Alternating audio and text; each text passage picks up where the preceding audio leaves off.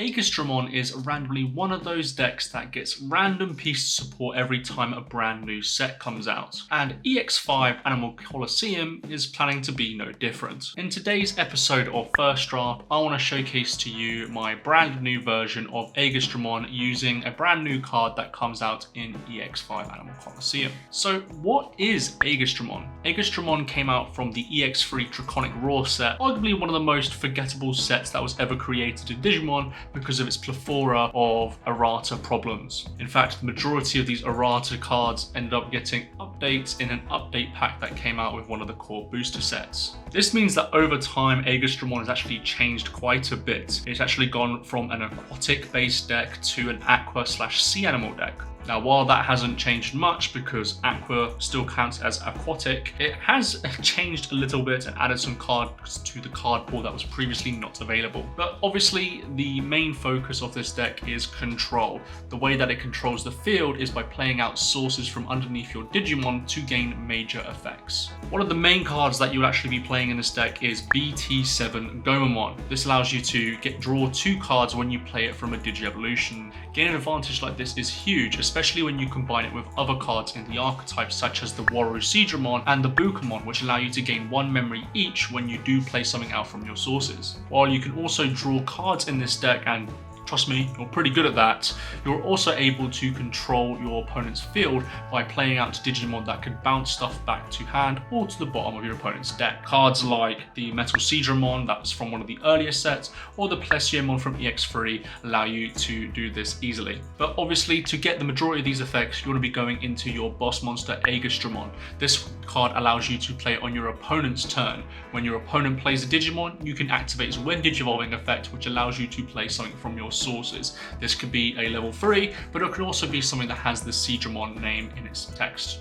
Combine all of these cards together and all the amount of support we've been getting over the couple years, this deck is actually pretty decent on a rogue level. But let's get into the first draft. Okay, so we are here with the deck list, and this deck is definitely an interesting one. It feels like amalgamation of cards that have been released over time, with the major one being EX3, obviously, which is quite funny. But we've been getting a lot of support. It got a lot of support in BT14, and there might be some stuff in the future we'll talk about later. But let's get into this first draft of the deck. We're going to be starting off with the egg, which is going to be 4 Bukamon. This is the only egg that you can really play in this deck because it is the only one that really works with your deck. Essentially, when you play a Digimon from one of your Digimon's Digi-Evolution cards, you gain 1 memory. The memory gain is incredibly important in this deck because sometimes you don't have ways to get into your bigger guys easier. Unfortunately, this deck doesn't really have any way to cheat evolution, so gaining the additional memory to offset some of the Digi-Evolution costs is definitely good. So we play 4 of it, and it's the only egg that we play. Getting on to level 3s now, and these are kind of like your resource cards that you're going to be able to play all the time within this deck. All of the cards that allow you to play a Digimon from sources will always say a level 3, doesn't have a type requirement needed. So the one we're going to be talking about, which is a brand new one from BT14, is the Gomamon. This one is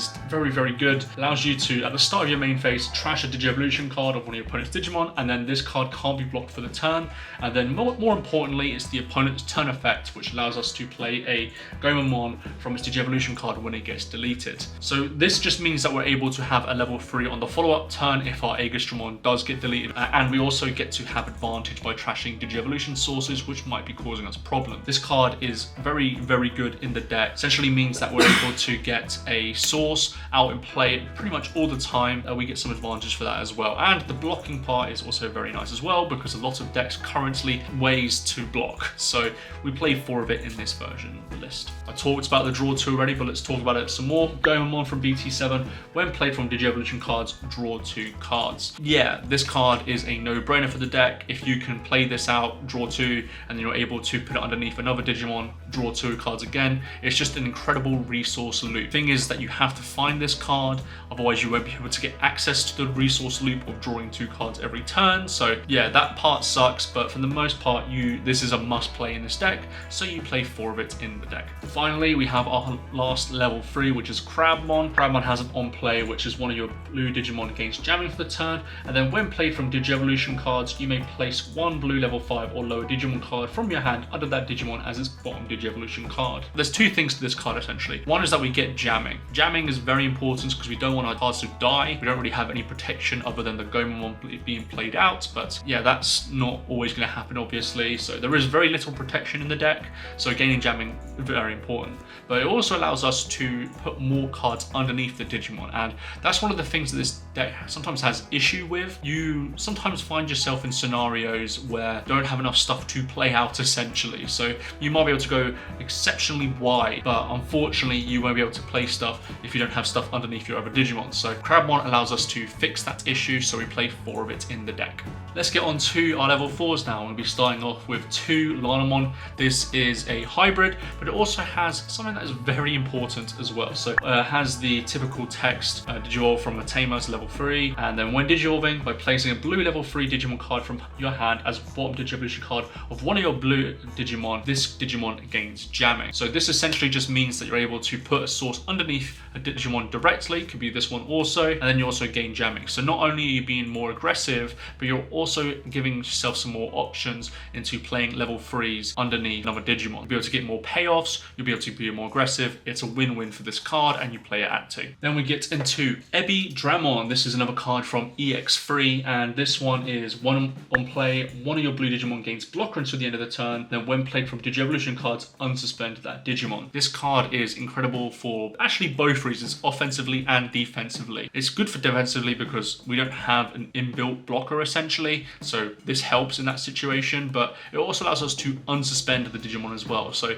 we can also be very aggressive when we play this card as well. In my opinion, I think the blocker and the unsuspend is just too good to pass up, so yeah, I play 4 of it in my list. Then we get onto the brand new card. It is from the 3rd anniversary pack, and it is the Aegisdramon.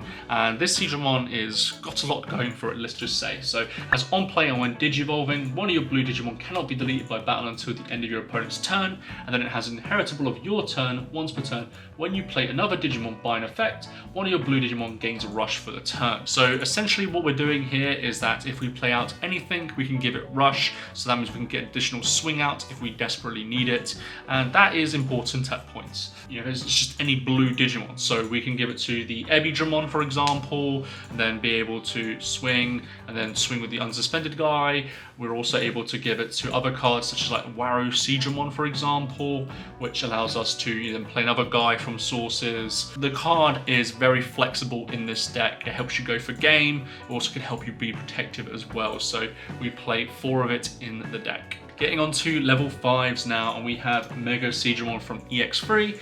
This has a when attacking effect, you may play 1 blue level 3 Digimon card from one of your blue Digimon's Digievolution cards without paying its memory cost. And then for the inheritable, it's pretty much the same. When attacking once per turn, you may play 1 blue level 3 Digimon card from one of your blue Digimon Digievolution cards without paying its memory cost. So you could double up essentially, but most importantly is the fact that this is a when attacking, it's not once per turn. Potentially do it with Aegisdramon if you're able to play it through other ways and then get another swing, play another level 3, continue that resource engine as much as you can essentially. So yeah, this card is very good, so you play it at 3, and that is the VortexTCG. This is on play, and when Digivolving, you can play 1 purple or blue level 3 Digimon card from one of your purple or blue Digimon Digievolution cards without paying the cost, and then all turns, once per turn, when you play a Digimon by an effect, gain 1 memory. Yeah, just playing out another level 3 for free is nice, and this is better in my opinion because it is when Digivolving and not when attacking. Sometimes when you swing with a Aegisdramon and you attack and it dies, it just feels very, very bad. So you avoid that situation by going into the VortexTCG. The issue here though is that it is a 4 cost to Digivolve into, which is definitely on the high side. So hopefully with other cards we can alleviate that cost, but unfortunately it does feel quite bad, but it is the best one we could be playing, so we play it at 4. Then we get onto our level 6s, which is BT2 Aegisdramon. On play, return up to 2 of your opponent's level 4 or lower Digimon to their hand, trash all the sources, and then your turn, this Digimon can't be blocked by your opponent's Digimon with no Digi-Evolution cards. This is essentially a payoff for the Aegisdramon. If we have the Metal Seedramon underneath the Aegisdramon, we can play the Metal Seedramon and then bounce 2 guys, which is very, very good in this current meta, especially with stuff like D-Brigade and stuff like Fenry Lugamon, which heavily rely on playing these low-cost guys to gain advantage. So just being able to bounce them is strong, so we play it at 2, but unfortunately it's only an on-play, so we can only really play it off the Aegisdramon, so yeah, we only play it at 2. The main level 6 that we do play is the Plesiomon. It has an effect when Digivolving, you may play 1 blue level 3 Digimon card or 1 level 4 or lower Digimon card with Aqua or Sea Animal in one of its traits from one of your blue Digimon's Digi-Evolution cards without paying its cost, and then you may place 1 blue Digimon card from your hand under this Digimon as its bottom Digi-Evolution card. It also has an inheritable effect of all turns. Once per turn, when you play a Digimon from Digi-Evolution cards, you may return one of your opponent's Digimon of the same level to the bottom of its owner's deck. So this allows us to play out one of our big guys in the level 4s out for free. We can also play out the lower stuff as well if you decide to do that as well. It also allows us to restock our Digimon so we can get more effects later on when we go into the Aegisdramon, which obviously is the main gameplay of our deck.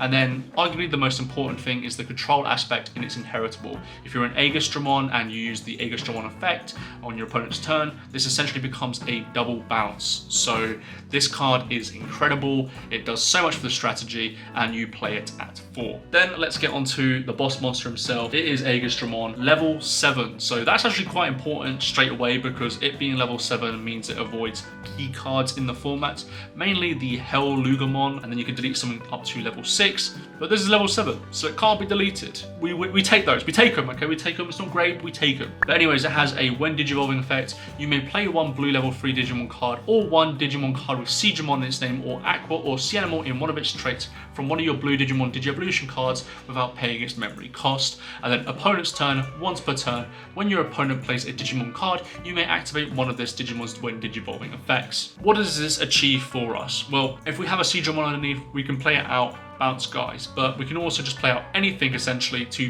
do effects, draw cards, get blocker, put stuff underneath again, etc. We can also trigger it when they play their own stuff, and guess what plays their own stuff quite a lot? D-Brigade and Fenry Lugamon, so it's very, very good against those types of strategies. So yeah, this card is very good. Obviously it's the main card you'll be playing in this deck, so you play it at 3. I would play it at 4, but it just feels a little bit too bricky, so yeah, I play it at 3. Let's get on to option cards now, and it's kind of surprising how many option cards you could be playing in this deck. I'll get onto it with other cards you can be playing in a bit, but there are quite a few options, and one of the main sources of removal that I actually want to showcase to you guys is Great Maelstrom. This is an incredible card for the strategy when you would use this card from your hand by placing one of your blue Digimon as the bottom Digi-Evolution card of one of your other blue Digimon, reduce the cost by 3. So this is a 6 cost removal. Return one of your opponent's Digimon to the bottom of its owner's deck. For 6 cost, and you're playing into the strategy of your own deck, this card is incredible.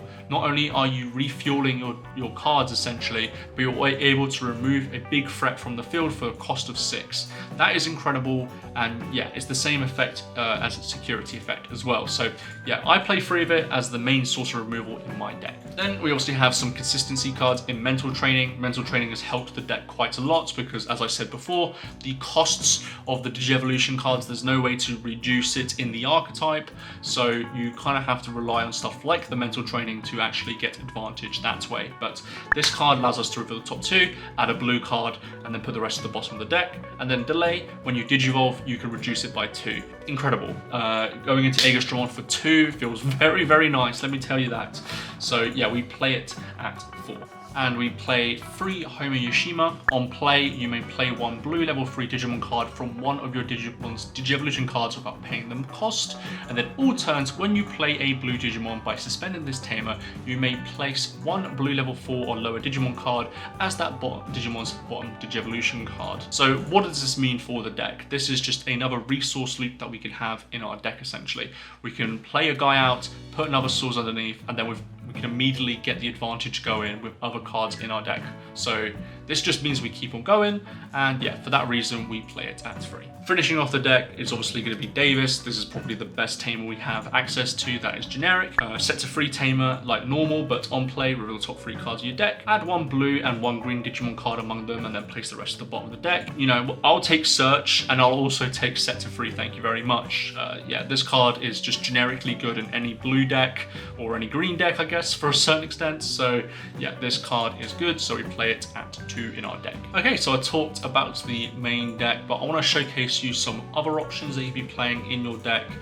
Maybe some ways to change the game style of the deck, but yeah, let's talk about the level 3 Penguinmon, which allows us to on-play by placing 1 blue level 3 Digimon card or 1 Digimon card with Aqua or Sea Animal in one of its traits from your hand underneath this Digimon as its bottom Digi-Evolution card, draw 1. So this is a decent card that allows you to get some resources early. So for example, you could put like the Gomamon underneath, and then you're able to play the Gomamon straight away potentially with the Tamer Homer, and then you're able to draw 2 immediately. So for that reason, this card can definitely be good. And also the draw 1 is nothing to scoff at. Sometimes you just have a lack of draw in this deck, so just having access to this is quite nice. So I don't play it in my version, but you can definitely play it in yours. This is just an example card of something that you could potentially play. I think it's been power scaled out now, unfortunately, but you could play Tobiomon. This is just one of the cards that we used to play. It's a level 4 that costs 3 to play, and then Digivolves for 1,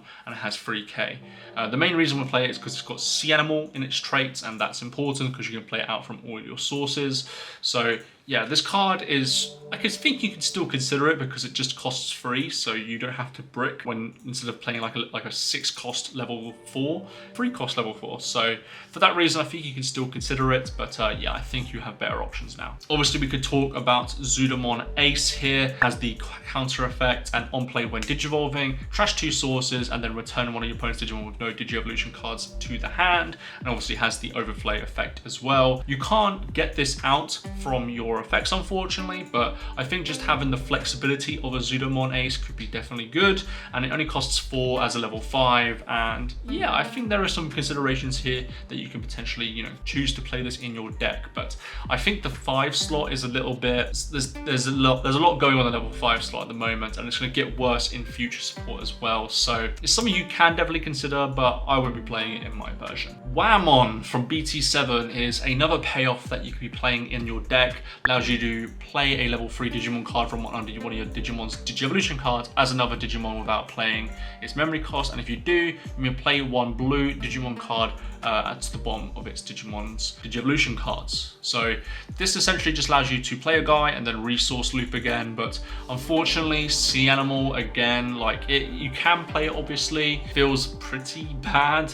Unfortunately, I feel like we've got to the point where, you know, looping Whammons is kind of just win more, unfortunately, so I avoid it in my strategy and in my deck. Anyways, that has been Aegisdramon first draft. There is a pretty decent future for this deck, as I've told you multiple times. There seems to be just constantly new support for this deck that isn't supposed to work for this deck, but ends up working pretty well for the deck. And the promo card that is coming out of EX5 Animal Coliseum is no different. So what do you think about this first draft for Aegisdramon? Do you like the way it looks? Do you like the future of this deck? Do you like some of the other options that I showcased you? Let me know in the comment section down below. Thank you all for watching this episode of First Draft, and I'll see you all in the next video.